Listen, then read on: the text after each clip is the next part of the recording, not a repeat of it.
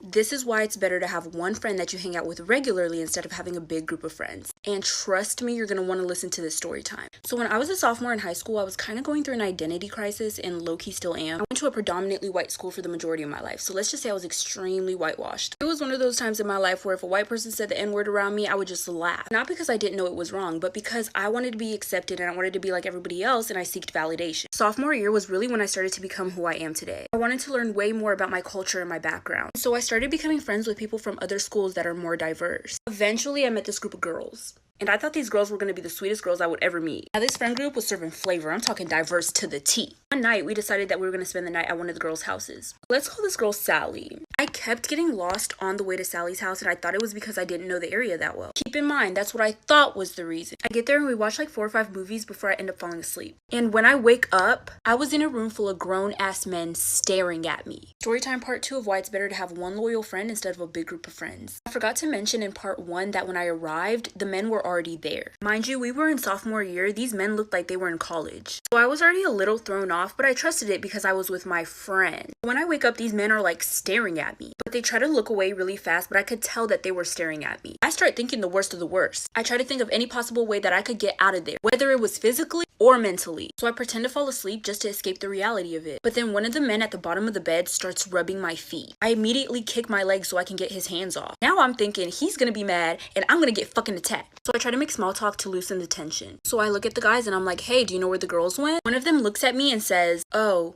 they went home. So I'm like, I thought this was Sally's house. And they say nothing. So at this point, I think I'm being set up. I try my best to not make it seem like I'm suspicious of them. I casually act like I need to pee. Walk into the bathroom and I see a window. Automatically something clicks in my mind, get the fuck out of there. Making part 3 right now. Part 3 of why you should have one loyal friend instead of hanging out with a big group of friends. So I go into the bathroom and there's a window. I'm thinking to myself, I would be so dumb. I would be so extremely incredibly stupid to go back into that room full of grown ass men that I've never met before, instead of making my escape through that window right here, right now. So I trusted my gut and I got the fuck out of there. Mind you, I'm in my PJs right now. No shoes, no socks. I'm making my great escape. Call me Pablo Escobar. While I was doing all of it, I was in disbelief. Like, I cannot believe that I'm escaping, like, right now. Like, this is actually insane. Like, I did what I believed was right at the moment. And honestly, that decision might be the reason why I'm alive right now. So I make a run for it. I immediately run to the front of the neighborhood. I hide behind some trees and then I call my sister. I call my sister instead of my parents because my mom was the one who drove me there. And if she knew that something bad happened, she wouldn't have let me go out again. I'm frantically explaining everything on the phone to my sister. She literally speeds to come get me. When she gets there, I immediately hop in her car and we get the fuck out of there. On our way home,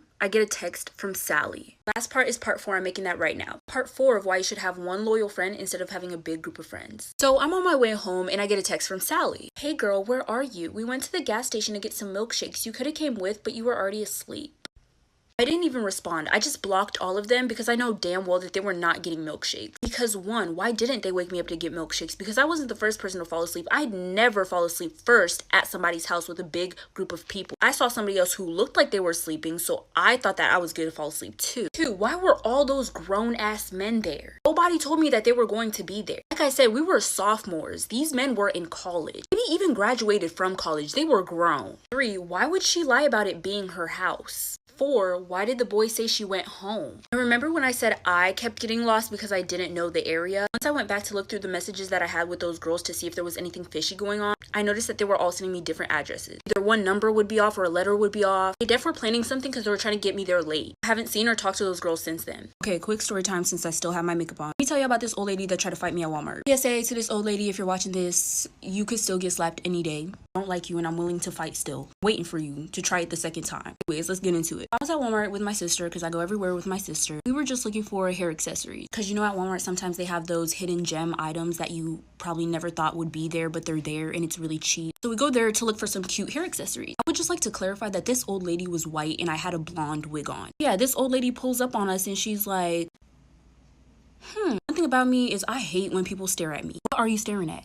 Do you need help? Yeah, if you want to suck a little pussy, just fight it. Anyways, you know what I mean? Like, it's just mad judgmental. I feel like people are judging me. So I'm like, can I help you? She goes, can I touch your hair? Obviously, I say no because who is this old white lady trying to touch me? Don't know you, don't know where you've been, like, stay away. 6 feet. I don't know what it is about the people that live around me being so bold. I say, no, you cannot touch my hair, and she reaches her old wrinkly hands. Next thing you know, she's tugging on my hair. Part 2 right now. The time an old lady tried to fight me at Walmart, part 2. So I thought that she was just gonna feel my hair. No, she takes her hand and starts tugging. And I'm like, what the fuck is this? this bitch doing? She's tugging on my hair. I'm like, can you like not fucking touch me? So like I move my head so then she can like let go. And she goes, fake. My sister steps in and she's like, you're not about to touch my sister like that. And you're not about to come up to us as an old white lady and pull our hair so you can see if it's fake or not. She's like, that's the problem these days. You black people don't know how to love yourself. This lady was looking for a fight.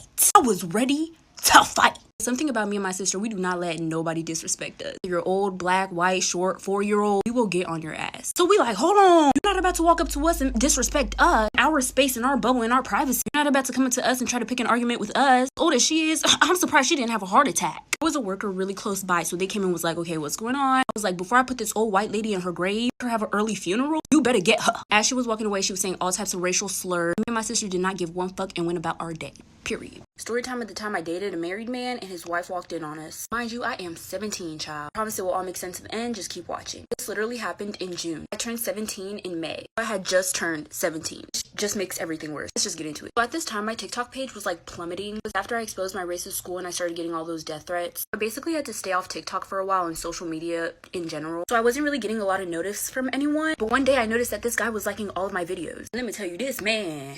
Fine. This man was extra fine. So I was like, let me go ahead and shoot my shot. Honestly, if anyone were to blow up my notifs like that, I'd probably follow them anyway. So I followed him. Worst mistake of my life. The thing though is he only had a profile picture, but he did have a video. In the video, he was using a filter, so his face was covered up, but his hair and his bone structure matched his profile picture. So I was like, okay, this is him. I'm not gonna get catfish. Everything is good. Right? Anyway, so he DMs me on TikTok. He gives me his number. I text him and we start talking. He tells me that he's 19. Wait until you find out his actual age. Part 2. Shit get ugly. I've been through some shit, you might not wanna love me. Outlaw screaming thug life, only God can judge me. This for all the hoes that played around when I was dusty. Didn't wanna fuck me. Part 2 of the time I dated a married man and his wife walked in on us. So yeah, he tells me that he's 19.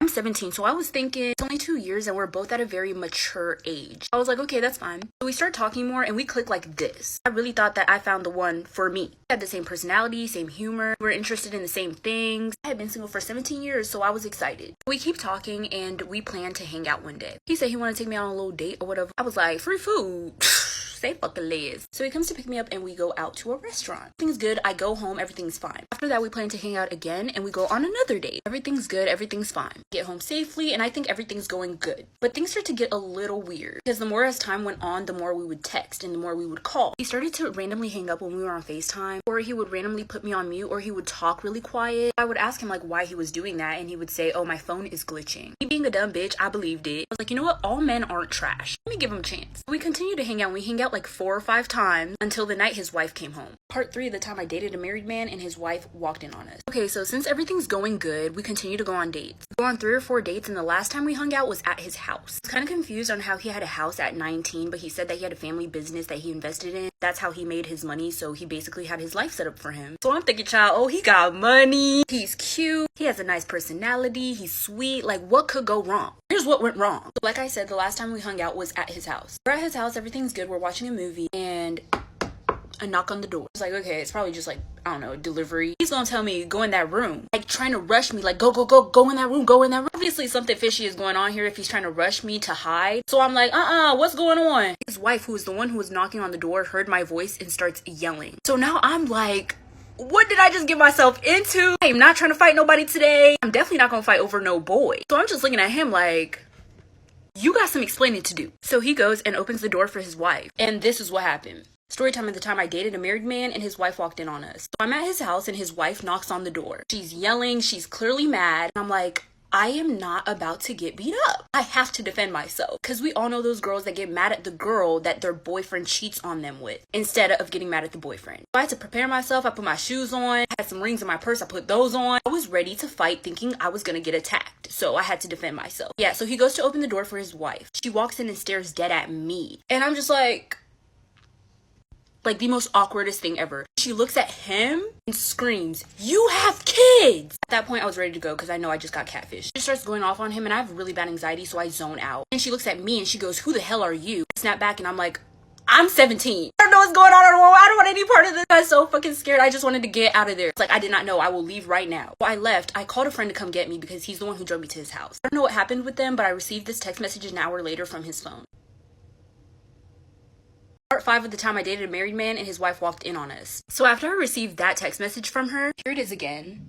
I texted her back and she blocked me right after. I forgot to add that in the last part when she came in and started yelling, and then she looked at me and she was like, "Who the hell are you?" I just automatically screamed my age because I was so scared. She was like, "Stop lying to me because this man is damn near 30. I don't know his exact age, but he's around 30 years old. This means I had just turned 17. I was going on dates and hanging out with a man who was damn near 30 years old. The whole entire time, I was thinking that he was 19. I guess nowadays you really cannot tell people's age. Someone could be 16 looking 25. It could be damn near 30 looking 19. The most disgusting part of all of this is the fact that the whole entire time, he knew that I was 17.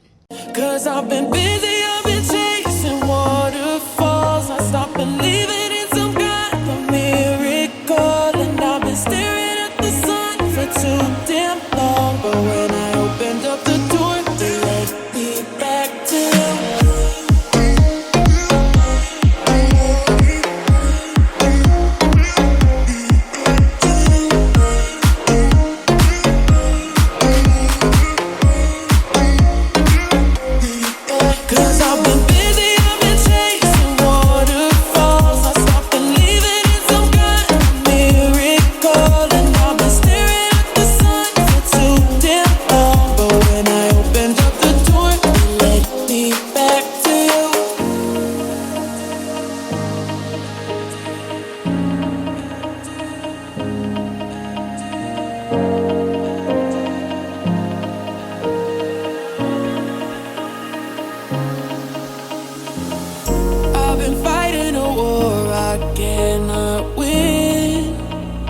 Walking the world all alone, and I'm finally finding what's within. Now that I know, I will be taking every second just to get back to me, and missing all the ways that you and I used to be. Now I'm putting the fire to the floor, cause I've been busy, I've been chasing waterfalls. I stopped believing